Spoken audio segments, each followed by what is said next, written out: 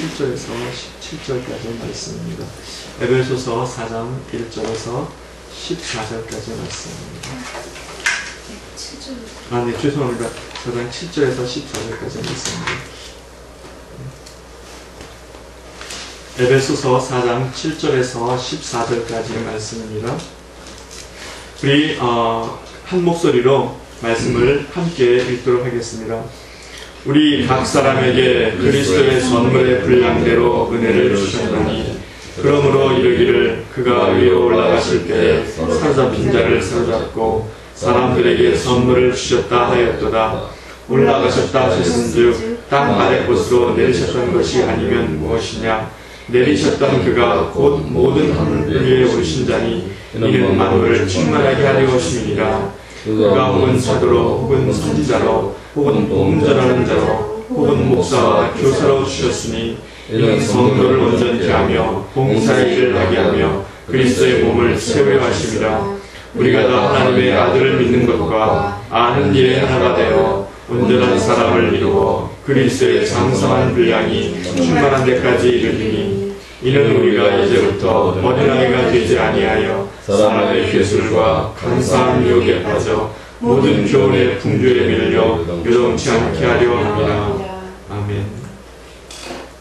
이 본문 말씀으로 각 사람에게 주신 그리스도의 은혜라는 제목으로 우리 함께 말씀을 나누겠습니다. 지난주에는 우리가 4장 1절부터 6절까지 해서 말씀을 가지고 합당하게 행하라 라는 그런 말씀으로 우리가 은혜를 나누었습니다. 합당하게 행하는데 어떻게 우리가 행해야 되냐면요, 첫 번째는 뭐냐면은 사랑으로 용납하라. 제가 말씀을 준비하면서 그리고 지난주에 다시 이렇게 말씀을 보면서 어떤 생각을 했냐면요, 지난번에 제가 용납에 이렇게 강조를 뒀잖아요, 그렇죠? 근데 본문을 쭉 읽으면서 용납에 강조를 둔 것이 아니라 이게 사랑에 강조를 둔 것이다라고 이렇게 제가 생각이 바뀌었습니다. 그게 뭐냐면은 사랑하라는 거예요. 사랑하라. 성도가 합당하게 행하는 첫 번째는 뭐냐면 사랑이라는 거예요. 근데 그 사랑할 때 어떻게 사랑하느냐 하는 것이 뭐냐면은 겸손과 온유로 하라. 그 다음에 오래 참아라. 그렇죠? 그리고 용납해줘라 라고 하는 겁니다. 이 세 가지를 사랑할 때 이렇게 해라 하는 거죠. 그러니까 다시 말하면은 그리스도인들이 사랑이 나타난다고 하는 것은 이 세 가지가 아닌가 생각을 합니다. 겸손하고 온유하라. 그리고 오래 참으라. 그리고 용납해줘라 하는 것이죠. 근데 이 오래 참음을 우리가 생각할 때 연약한 사람한테는 우리가 얼마든지 오래 참아줘야 되죠. 그런데 악한 것은 참으란 말이 아니라 성경에 그 악한 사람은 이렇게 멀리하라 라고 하는 그런 말씀인 것입니다. 왜냐하면 그 악한 사람을 내가 대하면은 나의 심령이 망가진다는 거죠. 그렇죠? 내가 무너지고. 그래서 그런 악한 사람은 내가 처리할 것이 아니라 하나님께서 그분에게 나타나시기를 기도하면서 하나님께서 만져주시기를 바라는 그런 마음이 있어야 되겠습니다. 악한 사람이라는 것은 대체로 성경에서는 두 가지를 악한 사람이라고 합니다. 세 가지 정도 되어 있군요. 첫 번째는 뭐냐면 우상을 숭배하는 사람을 악한 사람이라고 해요. 그래서 성경은 우상 숭배자를 멀리하라 그럽니다. 두 번째는 악을 행하는 사람, 죄를 짓는 사람이죠. 그렇죠? 그 다음에 세 번째는 뭐냐면요, 결국 이런 사람들이 우상을 숭배하고 죄를 짓고 악을 행하는데요, 뭐냐면은 그 삶의 행동 기준이 자기인 사람입니다. 이게 악입니다. 자기이기 때문에 악과 죄를 그리고 우상 숭배를 마음껏 한다는 거죠. 그렇죠? 그러나 우리가 행동 기준이 하나님 말씀일 때는 절대로 그럴 수 없다고 하는 겁니다. 두 번째는 뭐냐면은 하나 되게 하신 것을 지켜라 라고 하는 겁니다. 우리 성도와 교회의 좀 표현이 그런데요, 주님께서 우리 안에 하나 되게 하신 것이 있는데 그것이 뭐냐면은 개인의 구원이라는 겁니다. 그리고 교회라고 하는 거예요. 개인의 구원은 주님의 십자가를 지심으로 말미암아 하나님과 나를 하나로 만들어 주셨습니다. 그 다음에 또 예수님의 십자가의 구원의 사건으로 말미암아 이방인과 유대인이 하나가 되었어요. 그렇죠? 그리고 그 사람들이 교회가 되었습니다. 그러니까 개인의 구원과 이 교회가 주님이 하나 되게 하셔서 만드신 사건입니다. 그러니까 이 개인의 구원을 지켜야 되고 그 다음에 이것이 교회 안에서 지켜져야 한다는 거죠. 오늘의 말씀은 교회 안에서 이것이 지켜질 뿐만 아니라 이것들이 더 크게 성장하고 발전하고 그리고 온전한 데까지 나아가야 한다라고 하는 말씀입니다. 자, 근데 하나님께 하신 것을 지키는데 어떻게 지켜야 되냐면은 평안에 매는 줄로 지켜야 한다는 거예요. 평안에 매는 줄로. 다시 말하면은 평안에 매는 줄이라는 것은 하나님과 우리 사이에 평안을 가져다 준 것이 예수 그리스도의 십자가 사건 아닙니까? 그렇죠? 이방인과 유대인과 이방인 사이에 그 담을 헌 것도 예수 그리스도의 십자가 사건이잖아요. 그렇죠? 그러니까 예수 그리스도의 십자가의 은혜와 보혈이 항상 우리 삶 가운데 있어야 한다는 겁니다. 우리 삶 가운데. 그것이 나를 지배해야 한다고 하는 것입니다. 결국 그 생각으로 사로잡혀야 한다는 거예요. 제가 오늘 아침에 일어나서 깜짝 놀랐어요. 제가 보통은 찬송가를 하면서 깨어나거나 아니면은 주님하고 이렇게 뭐 기도를 하면서 깨어나거나 그러는데 오늘 아침에는 어떤 걸로 깨어났냐면요. 제가 며칠 전에 효신이하고 차 안에서 이야기를 한 것이 있는데 뭐냐면은 제가 그 음치잖아요. 그렇죠? 그래서 음치 얘기를 했어요. 그래서 효신이가 아빠 따라해봐 하면서 뭘 따라하냐면은 그 하이마트 선전하는 거 있잖아요. 하이마트 선전하는 그 TV에서 하이마트 선전을 하잖아요. 한국 하이마트를. 그러면 그 처음 어떻게 시작하면 휴대폰 어디서 났어? 그러는 거. 하이마트. 아니 그럼 휴대폰까지 뭐 하이마트 당연한 얘기 뭐 이런 찬양 이런 노래가 있어요. 근데 그게 계속 머릿속에서 떠나지 않는 거예요. 그래가지고 제가 아주 그냥 아침에 되게 당황스러웠습니다.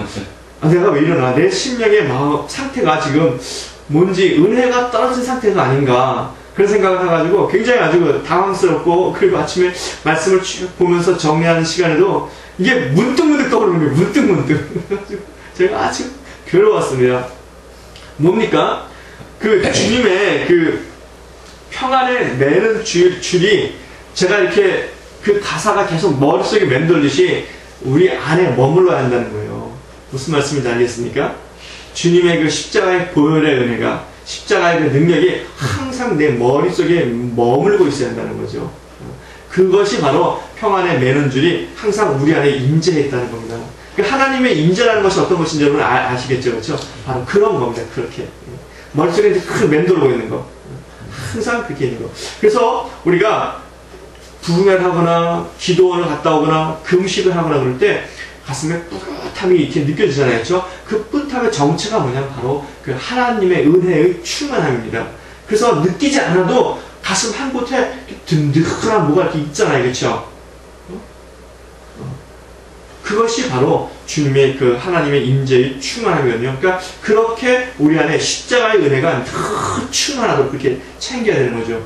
그것이 떨어졌다. 그리고 갑자기 내가 어느 순간에 그걸 느꼈는데 그게 떨어졌다. 그럼 다시 한번 우리 마음속으로 이렇게 되뇌이면 되겠죠. 그렇죠? 십자가의 은혜, 십자가의 보혈, 주님의 은혜, 하나님의 은혜의 충만함. 그러면요, 나도 모르게 그것이 다시 꽉 차오르는 거예요. 왜냐하면 내가 그것을 입으로 말할 때 내 머릿속의 생각과 그런 모든 신경의 그런 것들이 거기에 잡혀있기 때문에 그것을 되뇌이거든요. 그렇게 되뇌이면은 주님께서 우리가 성경에서는 기억하면은 감임하신다고 그랬잖아요. 그렇죠?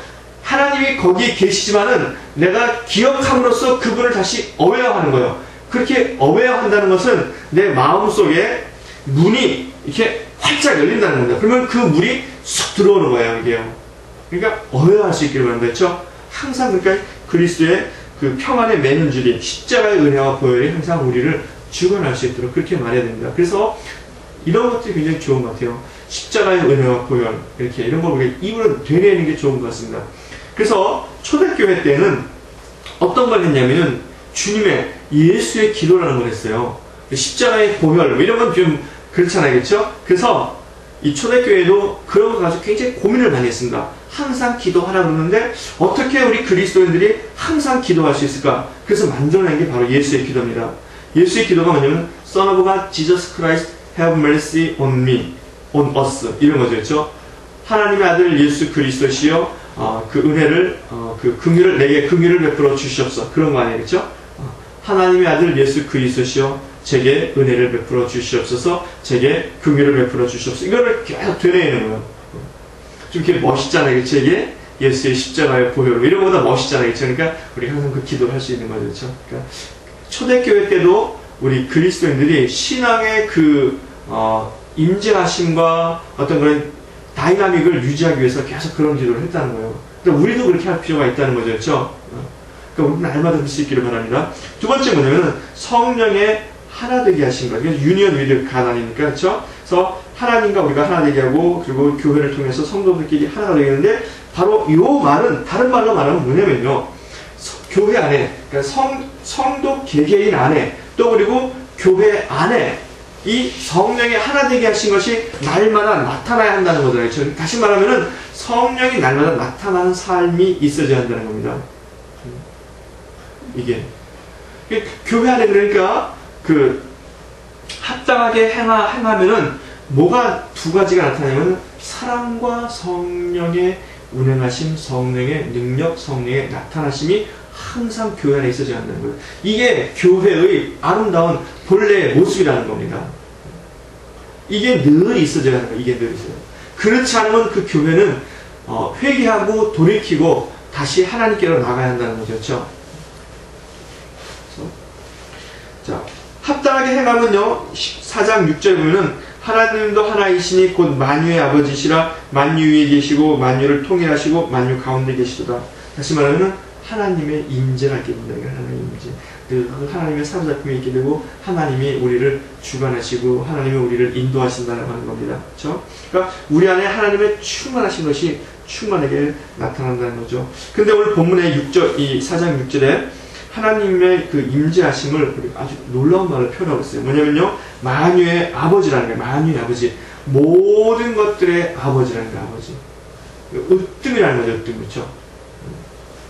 그 다음에 만유 위에 계시고 하나님은 그 만유를 초월해 계시다는 거죠. 그렇죠? 그 다음에 만유 안에 계시고 그렇죠? 만유를 통일하시고 만유 가운데 계신다는 거잖아요. 그렇죠? 이건 다시 말하면 하나님께서 만유 가운데 내재해 계시다는 겁니다. 그러니까 초월하시고 내재하시는 그 하나님. 이게 초월하시면서 동시에 내재하는 이것이 하나님이 우리 가운데 역사하시는 아주 중요한 그런 모티브가 되는 겁니다. 이게. 그래서 하나님은 우리 가운데 임재하셔야 돼요. 내재하셔야 되죠. 그렇죠? 그리고 또 동시에 우리를 초월하시는 분입니다. 이게 신이에요. 이게 신. 이게 하나님이라는 거죠. 그렇죠? 다른 일반 모든 종교는 다 어떻게 합니까? 이렇게 초월하잖아요. 그렇죠? 초월하지만은 내재하지 않고 혹은 내재한다 하면은 초월하지 못하고. 그렇죠? 이게 그러니까 그런 신이 아니라는 거죠. 그렇죠? 자, 우리가 이렇게 합당하게 행하면은 하나님의 임재가 우리 삶 가운데 나타난다는 것을 우리가 믿으면요, 하나님의 교통하심이 있고 하나님의 성령이 나타나심이 우리 삶 가운데 이렇게 나타난다는 거예요. 그렇게 될 때 13절에 어떻게 되냐면요, 오늘 본문 말씀 중에 하는데 우리가 다 하나님의 아들을 믿는 것과 아는 일이 하나가 되어 온전한 사람을 이루어 그리스도의 장성한 분량이 충만한 데까지 이르리니 된다는 겁니다. 그리스도의 장성한 분량을 이루는 것은 내가 수련하고 도 닦고 무엇을 행함으로써 이루어지는 것이 아니라 하나님께서 우리 가운데 임하셨을 때 그 하나님의 임하심에 우리가 순종할 때 이루어지는 은혜의 사건이라고 하는 겁니다. 예수님께서 십자가를 지시고 그리고 하늘 보좌의 영광의 우편에 앉아 계신 것은, 즉 예수님께서 우리의 온전한 그리스도가 되신 것은 예수님이 만드신 사건입니까? 아니면은 하나님께서 그렇게 이루어 주신 사건입니까?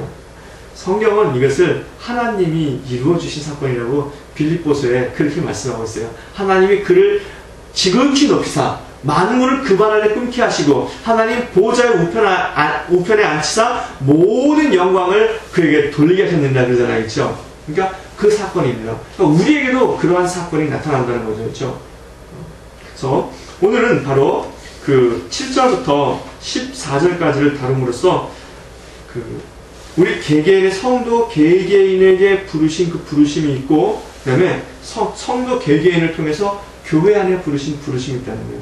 그 부르심이 무엇이냐를 우리가 함께 나누도록 하겠습니다. 지난주에 우리 성도들을 하나님께서 개개인에게 구원으로 부르셨다 그러고요. 그 다음에 개개인 구원으로 부른 이 성도를 교회로 부르십니다. 교회로. 그래서 하나님의 사역으로 우리를 부르신다는 것인데, 그렇게 교회로 우리를 부르셨을 때에 주님께서 우리 가운데 어떤 일을 하셨냐면요. 그것이 바로 7절입니다. 함께 한번 읽어볼까요? 7절 시작. 우리 각 사람에게 그리스도의 선물의 분량대로 은혜를 주셨나니. 우리 각 사람에게 그리스도께서 선물의 분량대로 은혜를 주셨다는 겁니다. 이거는 왜 바울이 은사라고 그러지 않았을까요? 이것은 은사하고는 좀 다른 겁니다. 제가 아무리 봐도 은사하고는 좀 다른 거예요. 은사는 직분을 통한 은사, 직임을 통한 은사가 있는데 이것은 그런 은사보다도 각 사람에게 주어진 어떤 그런 특징 같아요. 특징. 그래서 그러니까 그리스도의 선물의 분량대로 은혜를 주신 거다. 그러니까 우리 가운데 은혜를 주신다는 거죠. 그래서 그냥 편의상 그냥 은사라고 제가 이렇게 얘기를 하도록 하겠습니다. 그러니까 각 사람에게 은사를 주시는 겁니다. 근데 그 은사를 어떻게 주신다고요? 분량에 따라서 선물의 분량대로. 이 말씀은 그러니까 그 사람이 가지고 있는 크기대로라고 하는 것이 아니라 이런 뜻이 더 옳다라고 생각이 됩니다. 무슨 뜻이냐면요. 저는 음식을 다 잘 먹습니다. 그죠? 제가 다 잘 먹잖아요. 그렇죠? 그런데도 특별히 음식 가운데 좋아하는 게 있어요. 뭘 좋아하냐면요. 된장찌개를 좋아합니다. 그리고 김치볶음밥을 되게 좋아합니다. 그래서 한겨울 내내 제가 김치볶음밥 먹어도 절대로 물리지 않습니다. 된장찌개는 1년 365일 1000끼를 줘도 제가 물리지 않습니다. 언제든지 된장찌개는 제가 맛있게 먹을 준비가 되어 있습니다. 그게 뭐냐면은 분량이에요. 분량. 모든 그리스도인들이 다 하나님의 일을 하지만은 그러나 그 중에서 그 사람이 가지고 있는 장점, 그 사람이 가지고 있는 강점이 있다는 거예요. 그것을 주님께서 역사하셔서 나타나는 거라고 그렇게 말씀하시는 겁니다. 우리 집사님, 우리 목사님, 그리고 우리 다 이렇게 보면 운동 다 잘하잖아요. 그렇죠? 잘하는 것 가운데 어떤 특별한 운동이 더 잘하는 게 있잖아요. 그렇죠? 축구를 잘한단 말이죠. 그렇죠? 축구를 하는데 축구 가운데서도 미드필드를 잘한단 말이죠. 그렇죠? 그게 그 사람의 어떤 개인의 강점 아닙니까? 그렇죠? 그것이 바로 분량대로라는 거예요. 주님께서도 그 각 사람이 가지고 있는 그 분량대로, 그 강점대로 그가 좋아하고 그가 잘하는 그것을 더 부어주신다는 거예요. 그게 각 사람의 분량입니다. 자, 이렇게 은혜를 주셔가지고 우리에게 무엇을 하시고자 원하시느냐? 그것이 뭐냐면 10절에 나와 있습니다. 함께 한번 읽어볼까요? 시작.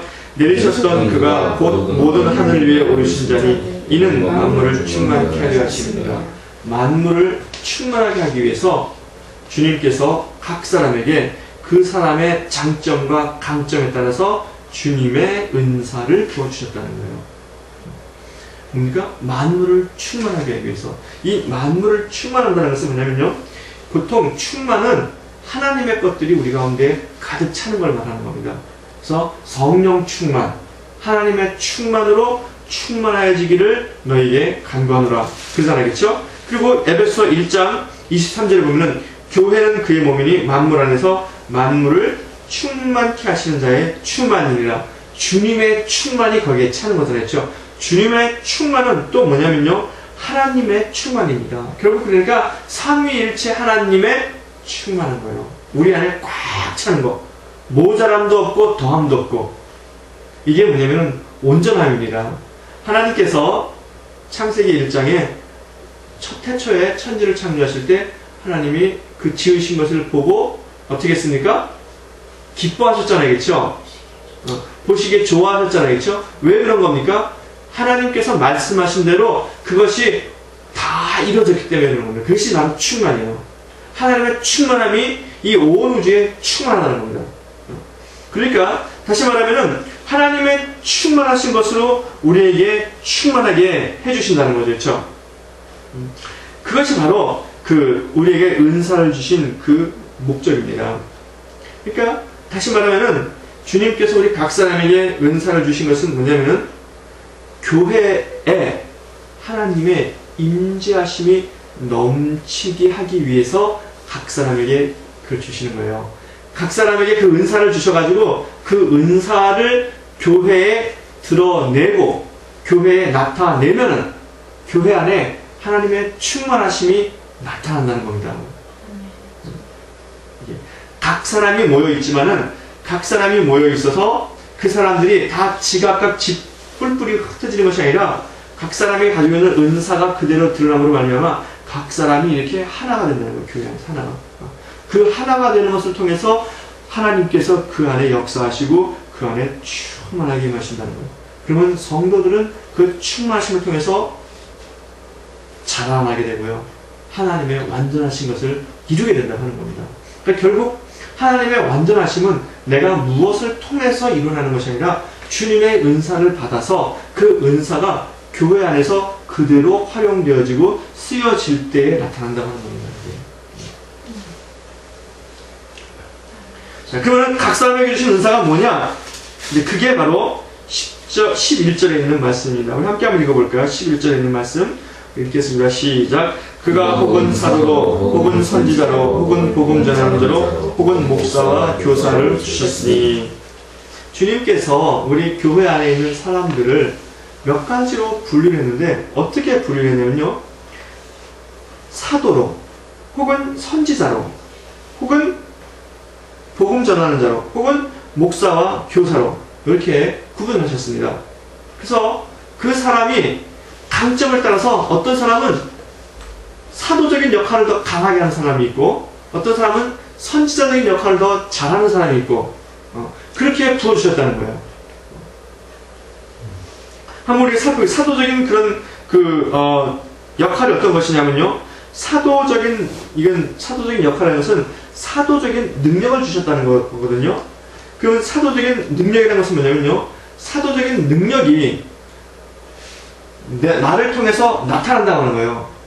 하나님의 그 은사나 기적, 능력들은 내가 행하는 것이 아니라 뭡니까? 나를 통해서 나타나는 겁니다. 이게 바른 표현이에요. 이렇게 사도적인 권능이 나를 통해서 나타난다는 것이죠. 그렇죠? 다른 말로 말하면은 하나님의 성령의 역사가 나를 통해서 사도적인 권능으로 나타난다는 거예요. 결국 그러니까 사도적인 그런 은사라고 하는 것은 다시 말하면은 하나님께서 그 각 사람에게 사도적인 은사가 있는 사람들에게 사도적인 그런 영의 역사로 나타나신다는 거예요. 그게요. 그렇죠? 그러니까 우리 요한 에베소 1장 17절에 보면은 지혜와 계시형으로 충만하지 않습니까? 그렇죠?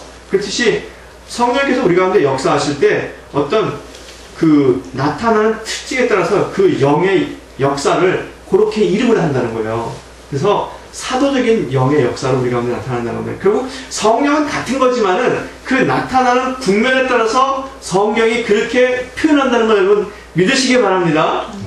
성령이 여러 가지, 그리고 성령이 여러 가지냐? 그렇지 않다는 거예요. 한 성령이지만은 그 성령이 그렇게 역사한다고요. 그래서 그걸 잘 아시기 바랍니다. 그래서 성경은 하나님의 성령의 역사가 나타나는데 어떻게 나타나냐면 대체로 7가지 영의 역사가 나타난다 그렇게 말합니다. 지혜로, 계시로, 하나님을 아는 신의 역사로 이렇게 여러 가지 이사야서에서 나왔는데 대표적으로 7가지 영의 역사가 나타나는데 오늘 바로 그 중에 하나는 사도적인 영으로 나타난다는 거예요. 사도적인 영으로. 그래서 사도적인 영이 뭐냐? 뭐 하는 겁니까?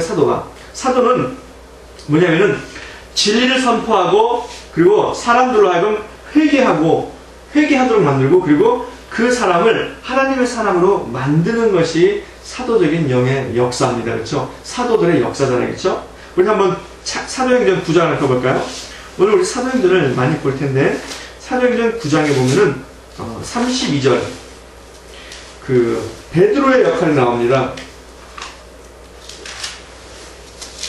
베드로가 가나안 지방에서 이방 지역에서 할 때 첫 번째 32절에서 35절에서는 루다에서 애니아라는 사람을 고칩니다. 그렇죠?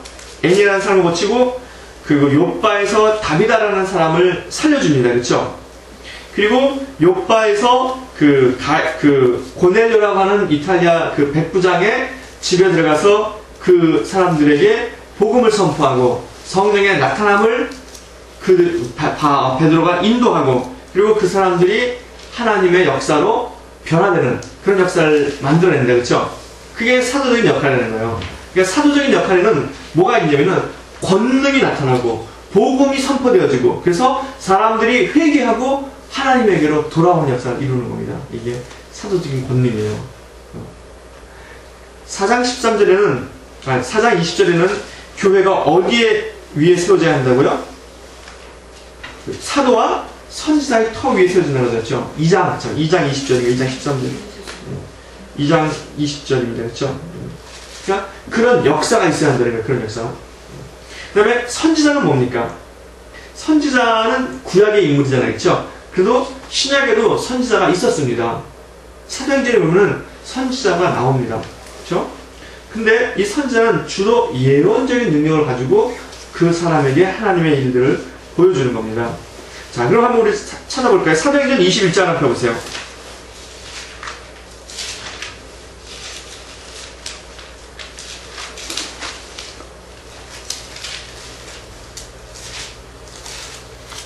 (21장) 9절 9절부터 14절 한번 해보세요. 9절부터 14절에는 지금 바울이 3차 전도여행을 마치고 이제 예루살렘에 가서 자기가 서원한 결례를 지키고 그리고 로마로 가기 위해서 지금 가이사라에 들른 겁니다. 근데 그 가이사라에 누가 있었냐면은 아가보라고 하는 선지자가 있었어요. 이 선지자가 무엇 하냐면요. 빌립의 딸 넷과 함께 예언을 합니다. 어떤 예언을 하냐면은 바울이 띠가 띠고, 그쵸? 예루살렘에서 고난과 결박을 당한다는 걸 보여주는 겁니다. 그럼으로써 바울의 앞에 어떤 일이 일어날 것이고, 그리고 바울의 삶에 어떤 일이 벌어질 것이다라고 하는 것을 보여주는 거예요. 그러니까 선지자라고 하는 것은 뭐냐면요. 그 사람의 현재의 모습과 미래의 모습, 혹은 과거의 모습을 보여줌으로써 그 사람이 하나님 앞에서 어떤 일을 해야 하는가를 보여주는 겁니다. 이게. 그러니까 어떤 사람이 교회에 왔는데 어릴 때는 신앙생활 잘하다가 자기가 하나님의 은혜를 받았는데 그만 청년 때 돈 버는 재미에 빠져가지고 세상에 빠졌다가 그리고 이제 중년이 되어서 돌아왔단 말이죠. 이런 사람들은 흔한 얘기 아닙니까? 그렇죠? 그런데 교회 안에서 만약에 이런 선지자의 영이 있는 사람, 즉 교회가 이렇게 하나님의 인재가 강하고 선지자적인 그런 능력이 있는 사람이 있을 때 그 사람이 딱 들어오면 형제요, 왜 이제 왔습니까? 형제의 삶이 이렇게 풍성하고 돈도 많고 번성하지만은 마음에 기쁨이 없는 것은 하나님께서 형제에게 부어주신 그 형제의 사명을 다하지 못했기 때문에 그런 겁니다. 라고 이렇게 해석을 해줄 거 아니에요. 그러면 이 사람이 그걸 듣고 내가 그런 삶을 살아서 내 삶이 이렇게 된 거구나 라고 하면서 돌이키지 않겠습니까? 그렇죠? 바로 그게 선지자적인 사명이에요. 사도적인 사명이 있고 선지자적인 사명이 분명히 조금씩 다릅니다. 그렇죠? 그렇게 해서 그 사람이 교회 안에 들어와서 자신의 삶을 회개하고 다시 하나님께로 나아갔다. 그러면은 얼마나 아름답겠습니까? 그렇죠? 그 선지자의 사명이 그런 거예요. 그 다음에 복음 전하는 자는 뭐냐면요. 복음 전하는 자는 이 복음을 통해서 그 사람을 회개로 인도하거나 그 사람의 신앙을 다시금 새롭게 만드는 겁니다. 이게 뭐냐면 사도행전에 8장에 보면은 빌립이 어디죠? 에디오피아의 네이시한테 나타나서 성경을 읽고 가는데 해석을 못 하잖아요. 그렇죠? 그래가지고 빌립이 가서 성경을 해석해 주자 이 네이시가 내가 세례를 받겠다 해서 세례를 받고 에디오피아로 가서 에디오피아 교회의 전도자가 되지 않습니까? 그렇죠? 그러니까 바로 그런 거죠. 복음을 그 사람에게 새롭게 전함으로 말미암아 그 사람이 가지고 있는 그런 복음에 대해서 막혔던 거나 어두웠던 것을 밝혀줌으로 말미암아 그 사람을 새롭게 더 한층 성장할 수 있는 그런 사람으로 만들어주는 게 복음 전하는 자예요. 복음 전하는 자. 그럼 마지막에 뭐냐면 목사와 교사입니다. 이 목사와 교사는 뭐냐면요. 하나님의 말씀을 가르쳐주고 양육하는 사람입니다. 이것은 뭐냐면은 이런 겁니다. 이 목사와 교사가 굉장히 중요합니다. 교회에서는. 이 사도, 선지자적인 역할을 다 해도 목사와 교사의 역할이 없으면은 그 사람이 말씀에 기초한 그런 바른 하나님의 계시의 역사가 없기 때문에 또 그 사람은 곧 헷갈리게 돼요. 방황하게 됩니다. 그래서 목사와 계시는 뭐냐면요, 이 성령의 나타나심이 우리가 쭉 있잖아요, 그렇죠? 성령의 역사하심이 있잖아요, 그렇죠? 그것을 말씀을 가지고 그 사람에게 깨우쳐 주는 겁니다. 그러므로 말미암아 그 사람의 삶에 성령의 역사가 지속적으로 나타나도록 인도해 주는 사람들이에요. 그러니까 이 사람들을 통해서 성도가 교회 안에서 성장하게 되고 자라게 되는 겁니다. 그러면 전도는 누가 하는 걸까요? 여기서요? 주로 복음 전하는 자나 사도가 주로 전도를 하겠죠, 그렇죠? 그리고 선지자는 예언자적인 사명이 있는 사람은 주로 당신 잘못했어, 그렇게 하는 거 아니야, 이렇게 주로 하는 거겠죠, 그렇죠? 이 예언자적인 사명을 가진 사람이 제일 위험에 많이 빠질 것 같아요. 왜냐면 이게 주로 젖징하고 이렇게 경계선에 있는 거잖아요, 그렇죠? 그래서 자, 그런데 중요한 것은 요 4가지 혹은 이 5가지 요 사명이 서로 번갈아가면서 교회에 나타나서 성도를 세워준다는 거예요. 가령 어떤 사람이 신앙생활 교회 와서 하는데 처음에는 열심히 하다가 중간에 그만 또 잠깐 이렇게 유혹에 빠져가지거나 혹은 나태해졌어요. 그러면은 다시 선자적인 이런 사명을, 선자적인 그런 기능, 은사가 있는 사람이 나타나서 집사님 요즘 왜 이러십니까? 집사님 그 시험에 든 것은 사단의 유혹이 아니라 하나님께서 집사님이 더 굳건하게 그 믿음에 성장하기 위해서 주시는 시험이었습니다. 집사님 그걸 잘 넘어가시기 바랍니다. 곧 집사님 그 시험이 끝날 겁니다. 흔들리지 마시기 바랍니다. 라고 하면 이 사람이 다시 회개하고 돌이키고 신앙생활 잘할 거 아니겠죠? 그러면 내가 어떻게 되니까? 집사님 그러지 마시고 말씀을 한 번 더 공부해 보시죠. 그래서 말씀 인도한 자를 데려가서 이분이 말씀을 다시 공부해가지고 말씀에 굳게 선단 말이죠. 그래서 잘하는 거예요. 그러니까 교회 안에 이 4가지 서클 혹은 5가지 서클이 계속 돌아가면서 서로에게 양육을 해주는 거예요. 그렇죠? 얼마나 좋겠습니까? 보세요. 이게 굉장히 의미가 있습니다. 개개인의 구원을 지켜야 되잖아요. 그렇죠? 개개인의 구원을 지켜야 되는데 그 개개인의 구원을 지키며 그 개개인의 구원을 성장하게 하는 것은 어디라는 거예요? 교회라고 하는 거예요. 교회 안에서 이러한 그런 은사가 있는 사람들, 이러한 그 강점이 있는 사람들을 만남으로 말미암아 성장하게 된다는 거예요. 성장. 그러니까 교회는 성도들의 신앙이 성장할 수 있는 터라고 하는 거예요. 터. 그리고 에베소에는 디모데서에는 교회가 진리 사수의 터라고 그러잖아요. 진리 사수, 진리를 증거하고 진리를 지키는 터라고 그러는데 그것뿐만 아니라 신앙의 성장의 터라고 하는 겁니다.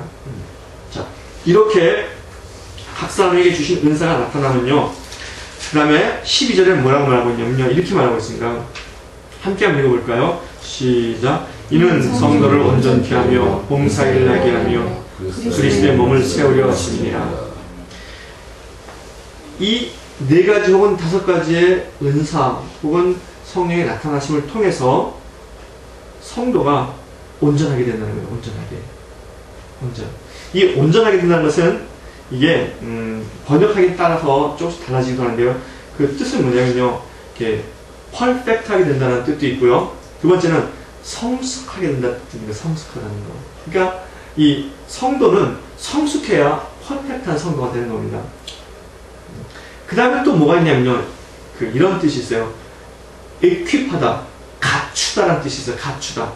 성도로 하여금 그 신앙 성장에 필요한 것을 갖추게 한다는 거죠. 가령 우리가 한국에서 결혼하게 되면은 신랑은 집을 갖춰야 되잖아요. 그렇죠? 신부는 혼수를 갖춰야 되고, 그렇죠? 근데 바로 그거래요. 성도가 성도로서 하나님의 은혜를 받고 하나님의 능력이 나타나는 성도로 성장하기 위해서는 갖춰야 될 것이 있는데 그것들을 갖추게 한다는 거예요. 무슨 말씀인지 아시겠습니까? 다시 말하면은 성도가 성도로서 성장하고 갖춰야 될 것이 뭐냐면 은사들이라는 거예요. 은사는 2가지 은사가 있습니다. 직임의 은사가 있고요, 능력의 은사가 있습니다. 직임은 교회 안에서 섬김과 구제와 봉사 이런 걸 말하는 거고요. 그 다음에 능력의 은사들은 뭐냐면은 병 고치고 방언하고 통역하는 그런 은사들을 말합니다. 그런 것들을 갖추게 한다는 거예요. 이렇게요.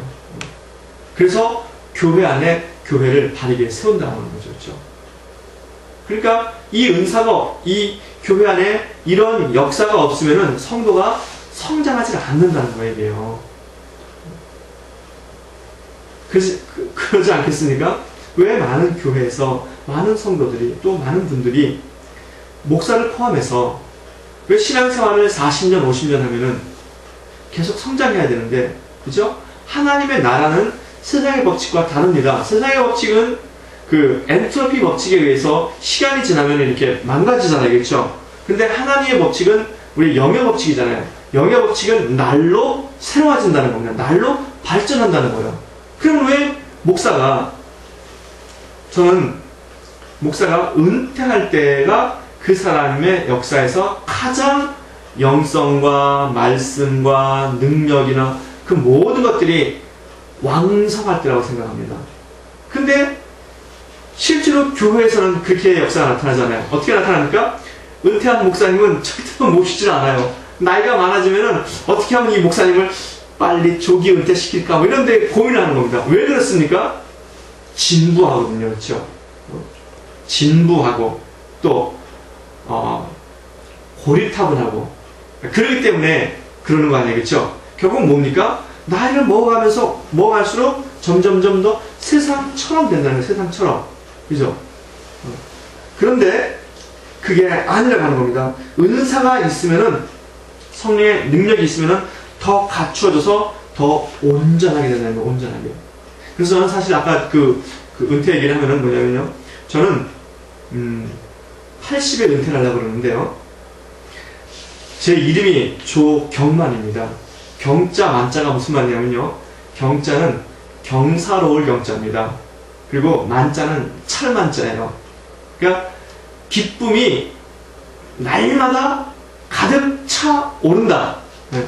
그러니까 미래 완성되는 거라서는 그렇게 그 이름을 딱 받아들였습니다. 그러니까 저는 80대까지 그 목회를 해서 성도들이 막 나갈 때까지 막 계속 목회를 할 거예요. 그래도 난 안 나가. 그러면서 네. 그렇지만 그것이 어떤 그런 노인의 어떤 그런 욕심이 아니라 하나님의 은혜의 충만함으로 성도들에게 섬기기를 원하는 겁니다. 우리 목사님도 그러시길 바랍니다. 저도요? 네.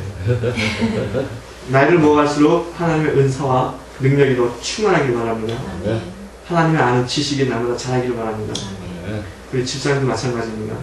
하나님의 은혜 안에서 더 성장해가고 하나님을 더 깊이 알고 더 온전해지기를 축원합니다. 그것이 뭐냐면 교회 안에 이런 역사가 있어야 된다. 이런 역사. 계속 이렇게. 그러니까 성도는 서로를 볼 때 어떤 사람입니까? 나의 헬퍼예요. 나를 섬겨주는 사람입니다. 집사님. 그러니까 요즘 교회에서는 목사님들한테 그런 얘기 못하잖아요. 그렇죠? 근데 교회 안에 그런 은사가 있으면 목사님 요즘 어디가 피곤하세요? 이렇게 말하면서 이렇게 딱 얘기를 하면은 목사가 눈치가 빠르잖아요. 그렇죠? 그러니까 딱 알아듣고 하나님 앞에 무릎을 딱 꿇고 숙이고 다시 기도하고 그래서 새로워지고 그렇죠? 그러면 더 성장하는 거잖아요. 그렇죠?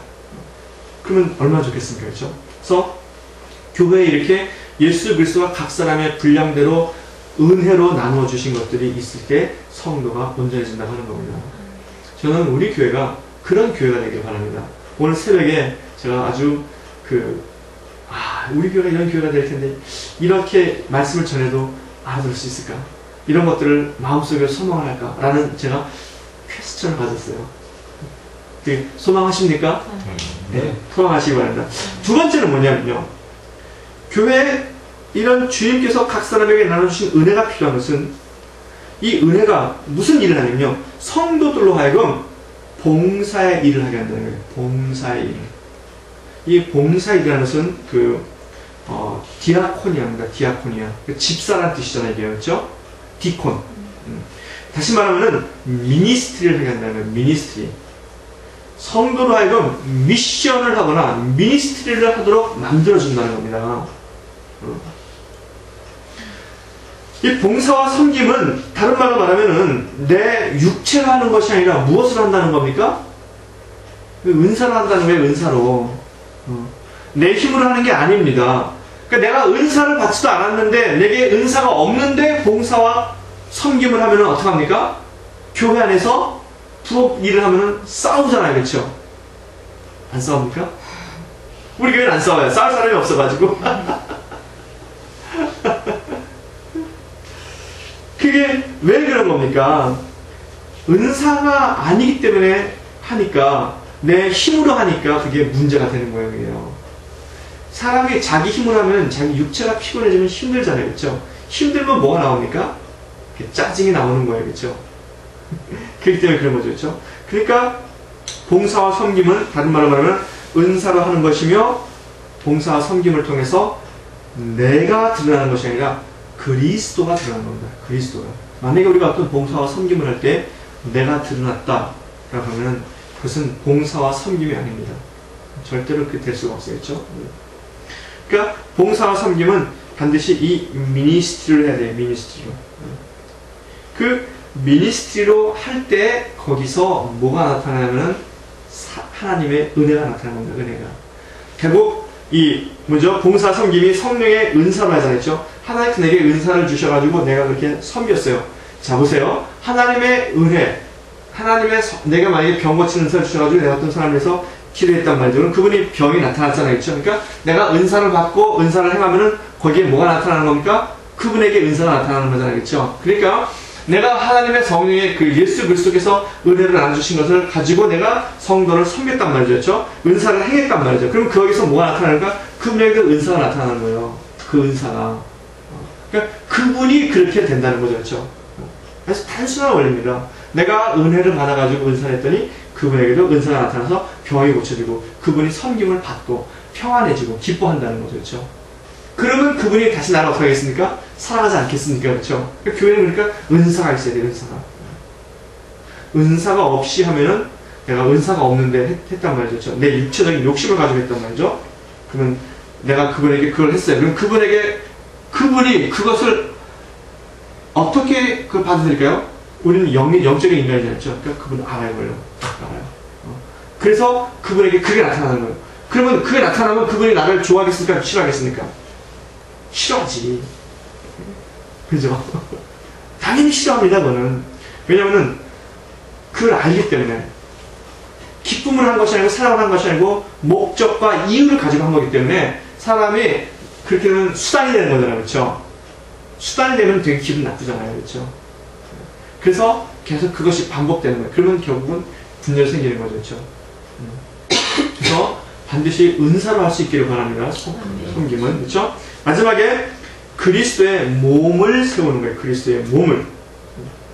이렇게 은사적으로 내가 온전해지고 성도를 섬길 때 그리스도의 몸이 세워지는 겁니다. 교회가 세워지는 거예요. 이게 세워진다는 것이 빌딩, 빌드업 한다는 말인데 다른 말로 말하면 이게 완성된다는 뜻이에요. 그 교회가 완성된다라는 거예요. 교회가 완성. 이것이. 교회 안에 부르심에 합당한 행동을 서로 했을 때에 거기서 교회가 완성이 된다는 거예요. 완성. 무슨 말씀인지 아시겠습니까? 부르심에 합당한 행동. 내가 그리스도의 은혜 안에서 내가 굳건히 서 있고, 그리고 주님께서는 내가 서 있을 때 내게 은혜를 부어주셔가지고 교회를 통해서 교회 안에 역사하게 하신다는 거죠. 그거를 통해서 교회가 세워지는 거예요. 그러니까 우리가 이 교회가 어떻게 되냐면 사랑과 이 성령의 역사가 이게 지속적으로 나타나는 교회가 돼요. 지속적으로. 그래야지 거기에 주님께서 은혜를 부어주시고 그걸 통해서 교회가 세워진다는 거죠. 이렇게 교회가 세워지면은 뭐가 나타나냐면 13절 끝머리에 되는 것처럼 그리스도의 장성한 분량이 충만한 데까지 된다는 거예요. 그리스도의 장성한 분량이 충만한 데까지. 이것이 교회 안에 나타나는 특징입니다. 그러면은 교회가 그리스도의 장성한 분량이 충만한 데까지 가면은 성도에게는 어떻게 되느냐? 성도에게는 아들을 믿는 것과 아는 일에 하나가 된다는 거예요. 즉 믿음과 경험이 하나가 된다는 거예요. 믿음과 경험. 믿음이라는 것은 어디서 시작합니까? 듣는 데서 시작하잖아요. 그렇죠? 듣는 것. 즉 듣는 것과 경험하는 게 일치해야 된다는 거예요. 다시 말하면 듣는 것은 말씀에서 시작하잖아요. 그렇죠? 그러니까 말씀과 경험이 일치해야 된다는 거예요. 결국 말씀이 우리 삶 가운데 실체가 되어 나타난다는 겁니다. 놀라운 말씀이잖아요. 그렇죠? 이게 우리가 궁극적으로 바라는 말씀 아닙니까? 우리 그리스도인들에게서, 현대의 그리스도인에게서 문제가 되는 것이 뭐냐면 말씀이 내 가운데 실제로 나타나지 않는 게 문제가 되는 거잖아요. 그렇죠? 근데 이렇게 내가 사랑에 사로잡히고 그리고 성령이 하나 된 것을 내가 뭐죠? 온전히 지켰을 때에, 즉 사랑과 성령이 내 삶 가운데 나타날 때에 거기에 주님께서 은혜를 부어주셔가지고, 그렇죠? 내가 온전하게 되고 교회가 온전히 된다는 거죠. 그렇죠? 그렇게 되면은 바로 거기에서 내가 하나님 말씀을 체험한다는 거예요. 말씀의 실체가 일어난다는 겁니다, 여러분. 그러니까 교회를 떠난 개인에게 있어 말씀의 실체가 일어나지 않습니다. 그렇죠? 교회 안에서 나는 교회 안에서. 얼마나 좋습니까? 그렇죠? 너무 좋잖아요. 결국 그러니까 예수님께서 뭐라고 말씀하시냐면 요한복음 6장 63절에 내가 너에게 전하는 말은 영이요 생명이다 그러잖아요. 그렇죠? 그러니까 다시 말하면은 하나님의 말씀, 즉 영, 생명을 내가 체험한다는 거예요. 체험. 알게 된다는 겁니다. 얼마나 좋습니까? 자, 그러니까 오늘 이 말씀을 통해서 내 문제가 뭔지 드러나잖아요. 그렇죠? 아, 내가 나타나지 않는 것은 이 몇 가지에서 결핍되어 있거나 몇 가지가 이루어지지 않았기 때문에 그런 거구나 라고 생각하는 거죠. 만약에 전체라 그러면요, 다시 처음부터 시작하면 돼요. 처음부터 부르심과 행하심에 합당하게 행동을 하는 거예요. 그것은 사랑과 하나되게 하는 걸 지키는 겁니다. 그렇죠? 그렇게 사랑하고 하나됨을 지키는 것이 성령의 나타남이라고 그러지 않습니까? 그렇죠? 성령의 나타남이 있는 삶이 돼야 되는 거예요. 그렇죠? 그러면은 거기에 주님께서 기름을 부어주시고 우리 은사를 주시면은 우리가 함께 성장한다는 거죠. 이렇게 될 때에 14절에 무슨 말씀하냐면요, 함께 한번 읽어볼까요? 시작. 이는 우리가 이제부터 어린아이가 되지 아니하여 사람의 기술과 간사함의 욕에 빠져 모든 교훈의 풍조에 밀려 여동치 않게 하려 합니다. 이렇게 되면요, 뭐가 되냐면 세상을 이기는 믿음이 되는 겁니다. 세상을 이기는 믿음. 세상에 대해서 지금 흔들리지 않는다는 거잖아요. 그렇죠? 어린아이가 되지 않는다는 거잖아요. 그렇죠? 성숙한 믿음이 된다는 거 아닙니까? 그렇죠? 그래서 사람의 괴술, 유혹, 속임 이런 거, 그리고 세상의 유혹, 그리고 교훈, 풍조 이런 거에 흔들리지 않는 믿음이 된다는 거예요. 얼마나 좋습니까? 그렇죠? 이렇게. 그리고 또 다시 10절로 돌아갑니다. 그렇게 될 때에 만물을 충만케 하려 하심이라. 만물을 충만케 하려 하심이라. 교회가 충만해질 때 성도가 성장하게 되고, 성도의 성장을 통해서 교회가 충만해졌을 때 이 온 땅에 하나님의 충만해지는 겁니다. 교회를 통해서. 이게 교회에 주어진 사명이라고 하는 것입니다. 오늘 이 말씀을 전하면서요, 우리가 뭘 해야 되냐면 우리 각 사람에게 주신 은사를 사용할 수 있기를 바랍니다. 아직 은사를 사용할 단계가 아니다라고 생각하면 좀 더 이전 단계로 들어가서 부르심에 합당하게 행동을 할 수 있어야 되겠습니다. 부르심에 합당하게 행동하고, 그렇죠? 그 다음에 성령에 사로잡히고 성령의 역사가 나타나면, 그 다음에 우리가 우리에게 주시는 은사를 사용할 수 있어야 되겠습니다. 그렇죠?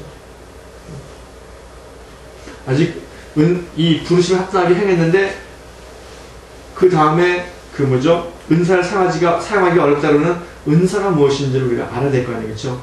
주님께서 내게 주시는 그 은혜가 무엇입니까? 교회 안에서 내가 어떤 은혜를 받아서 성도를 섬길 수 있겠습니까? 알아봐야 되겠죠. 그렇죠? 그럼 성령께서는 반드시 말씀해 주세요. 반드시 말씀해 주십니다. 알게 해주세요. 그러니까 내가 사도적인 역할이 있는지, 사도의 영이 내게 강한 것인지, 선지자의 영이 강한 것인지, 복음 전하는 자의 영이 강한 것인지, 목사나 혹은 교사로 양육하는 자의 영이 강한 것인지, 그 강한 것을 받아서 내가 그것을 더 개발해야 되겠죠. 그렇죠? 은사를 사용할 수 있어야 되겠습니다. 자, 그래서 우리 교회가 이 땅에 주어진 사명, 교회끼리 또 연합해서 교회를 섬길 수 있는 거 아닙니까? 그렇죠? 그런 일들을 잘 감당할 수 있기를 바랍니다. 여러분, 이 말씀을 들으시면서 우리도 그 말씀대로 이루어질 수 있기를 주의 이름으로 축원합니다. 기도하겠습니다. 고마우신 아버지 하나님 감사합니다. 아버지 하나님이시여 우리들에게 예수 그리스도를 통해서 믿음의 분량대로 은혜를 주셨사오니 아버지 은혜가 나타나게 하시고 이 은혜대로 쓰여지는 역사를 이루어 주시기를 간절히 바라고나옵나이다. 아버지 하나님이시여 그리하여서 우리 스스로가 먼저 온전케 되며 또 성도를 온전케 하고 봉사의 일을 하게 하고 또 그리스도의 몸을 세워 주시옵소서. 주님 이 일로 부르심을 받았사오니 아버지 하나님이시여 이 일에 우리가 사용되어지기를 원합니다. 주님 사용하여 주옵소서. 예수님의 이름으로 기도드립니다.